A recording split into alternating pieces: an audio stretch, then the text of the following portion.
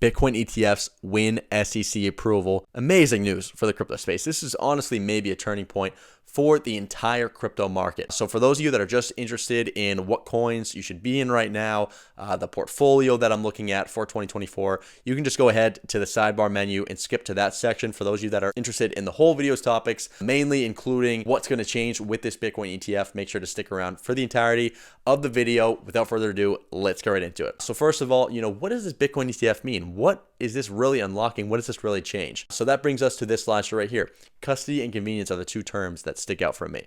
So my first point is there's no longer a need to park your money in untrustworthy exchanges nor complicated cold wallets. Now you might be saying, hey, I use Coinbase. This is a very trustworthy exchange. I would agree with you. I think Coinbase is one of the blue chip exchanges in the space. But when you think of Binance, the fact that they just fired their CEO, or maybe he resigned possibly, you think of the FTX collapse, there's real reason to be concerned for some of these exchanges in the space right now. And when an ETF produced by BlackRock or by Fidelity comes onto the space, names of institutions that you trust, suddenly you're saying, hey, you know what? Maybe I'm ready to put that 1% allocation into Bitcoin, especially when you see that, hey, it's up 140% this year alone. So that's kind of the narratives that I think are really going to be born out of this ETF approval. Another point I made was you're now allowing, specifically, the baby boomer generation really, to invest using the same processes that they've come to know and love when trading traditional securities. So just the same way that you'd buy any ETF, the S&P 500, or you'd buy, some other security. Let's say you're buying Tesla stock and you want to go ahead and tell Fidelity, hey, purchase this for me. So you're not actually going to have custody over your asset. Fidelity or BlackRock, they're going to be custodying the asset for you on your behalf. They're going to be holding the actual stock for you in your name. And that's kind of the same process they're going to be doing for the Bitcoin ETF, right? You're going to say, hey, I want to purchase 2 Bitcoins. They're going to say, okay, John Smith, we're going to hold this in your name for you. You don't have to worry about the address or the cold wallets or anything of that nature. We got it taken care of. In exchange, we just want to charge, a few basis points. We're going to want to charge 0.5% fee, 1% fee for doing this work for you. But other than that, you're all set. So that's kind of what you're going to be seeing start to stir up the next couple of months as people start to get some exposure into Bitcoin. Now, the other point I wanted to make was that the Bitcoin halving, if you didn't know, is coming in 105 days.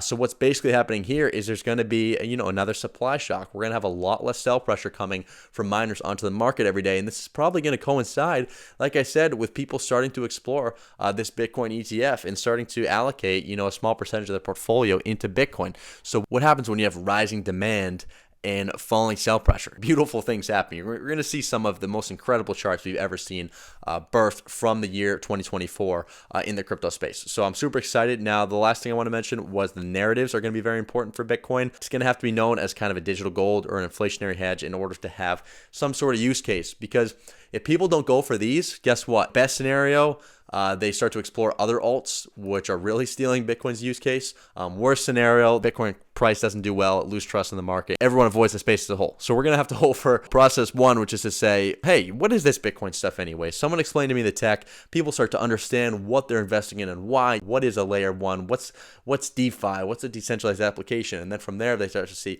oh, okay, all right, let me look into what's this transaction speed of this network? What are the trading fees of this network? And from there, a lot of people are going to come into Ethereum. This is probably going to get a spot ETF of its own. But from there, that's when the money really starts trickling down to these alts. So now this is the part of the video that if you skip to, where we're going to kind of get into our portfolio construction. This is not financial advice, but in my opinion, you want to be in more or less, 15 layer ones.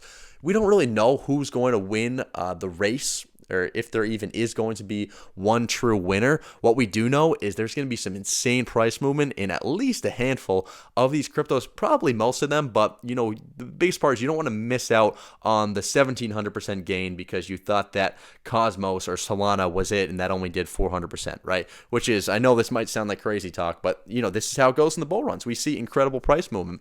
So I think in order to avoid that, we're going to just want to get some exposure to some of the top layer ones. We're going to get some exposure to the top tech in the whole space, and that's why do yourself a favor and continue to watch these videos, because I'm taking deep dives into these tokens to find out who's really about it, who's really, at the top of this game. And from there, boom, we're generating this list. So let's start off. Boom. I think we need to have some Bitcoin allocation. There's no way we're going to miss out on some of this volume that's going to come into Bitcoin relating to the halving. And what usually happens is that Bitcoin runs first and then the alts run second. So we're going to want to get some Bitcoin exposure. This is going to depend a lot on your age, honestly. Like I said, I'm not a financial advisor, but from my perspective, I'm a little bit younger, so I'm going to have more exposure to altcoins than Bitcoin. But if you're a little bit older and you're kind of weary of the volatility, you're probably going to want to have Bitcoin be a heavier weight in your portfolio. Ethereum's going to do well. There is kind of a cap on how well it can do. It's already at $311 billion market cap. So in relation to, let's say, an Avalanche, which is only at $14 billion, there's less room to run. It still definitely will run. And that's why you're going to want to get some exposure, because Ethereum, just the brand of Ethereum, is incredible. So yeah, I definitely get some exposure to Ethereum, but mainly you're going to want to get some exposure to the layer 2s and the scaling solutions on Ethereum. So what comes to mind for me is going to be Arbitrum. Right here at 32. This is going to be a scaling solution to help speed up the network. Another one that comes to mind is going to be Optimism right here at 25, another sort of scaling solution. And then from there, we can branch off into Celestia, TIA. You need to get some exposure. This is one of those tokens where you can check out my last video where I explained it more, but it's going to look to solve the blockchain trilemma, which if you don't know, I'd probably look that up right now. What that is, look into it. It's a huge problem in the space. Celestia has been pumping like crazy. You definitely want to get some exposure to Celestia. And then from there, we're going to look into some Ethereum competitors. So the first one that comes to mind for me is a Coinbase Ventures backed new layer 1 on the space. Sorry, I typed that in wrong. SEI. This one has been doing incredible in this bull run, up to 74 cents from lows of around, I believe, 14 cents at one point. So SEI has been doing absolutely incredible. This is a layer 1 built specifically for decentralized exchanges. From there, we're going to want to move into Solana. I don't think you can avoid the narratives coming out of Solana right now.